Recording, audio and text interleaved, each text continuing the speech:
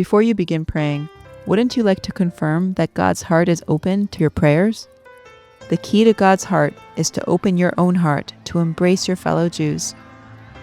A parent experiences heart-melting satisfaction when their children show genuine care towards each other. God, our parent, God delights in our unity.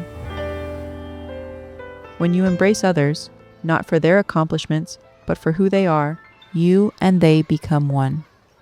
That oneness is precious and holy. The one God is attracted to that oneness because it reflects His oneness. When we unite, He is one with us. Then our prayers require neither travel nor battle to arrive at their destination. How do you embrace your fellow Jews for the sake of prayer? The best way is communal prayer, which secures unity in proximity, location, time, activity, and goal. Distinct voices united in service, dissimilar minds joined in cause. However, whether alone or with others, it is essential to assemble in spirit. Our prayer book offers a pre-prayer one-liner to gain unity in spirit. Close your eyes to better concentrate on its message. Hareini, here I am. I stand before you, my awesome Creator, ripe for your service. Mekabel alai, I accept upon myself.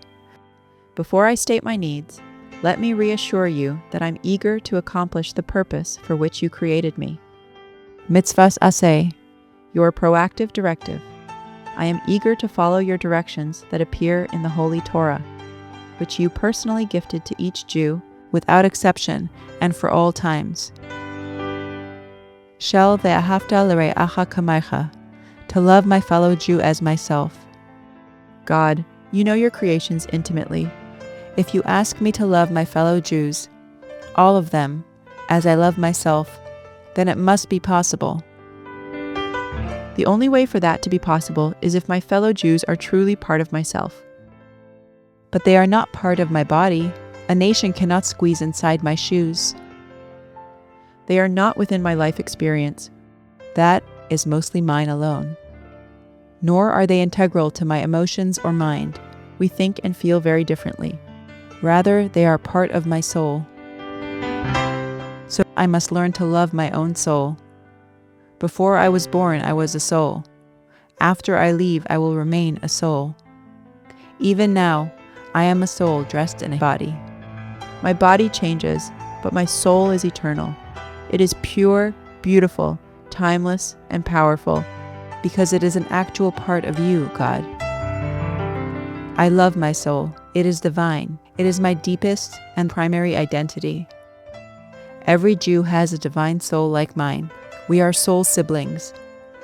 At our root, all Jewish souls are a cohesive entity. In the truest reality, I and every other Jew are one. I love my soul, our soul, all of it. I love the sliver of our soul that you've installed within my body. I love the slivers of our soul that occupy the bodies of my Jewish siblings. I now recognize that my prayers, success, and health are theirs, and theirs are mine.